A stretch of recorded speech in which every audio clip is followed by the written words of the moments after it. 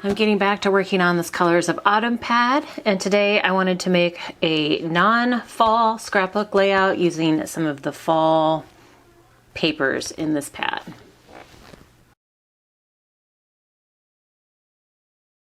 Hey guys, it's Beth, welcome. As I just mentioned, I'm finally getting to get back into working on this Colors of Autumn pad. I had to take a few weeks off to work on some other projects. So we are getting back to it, and whenever I'm working through a pad, I always like to start with the biggest projects first. So the first project I did was the utensil holders, and that wasn't necessarily a big project, but I knew exactly which sheet. I was using whole sheets for that. So the next project that I want to tackle are some scrapbook pages, or actually like 1 2-page layout that I knew I wanted to use some of this paper for. So it's actually a summer layout because it's like from my garden, but I did have a lot of sunflowers. I always have sunflowers in my garden. And so since there are sunflower pictures, I decided I could use some of the sunflower elements from this pad. There were 2 sheets and oh, here it is. I was like, I knew there was a journal card somewhere, but there were 2 sheets of this brown background with the sunflowers at the bottom. So I'm going to use those, I think, as like my base page.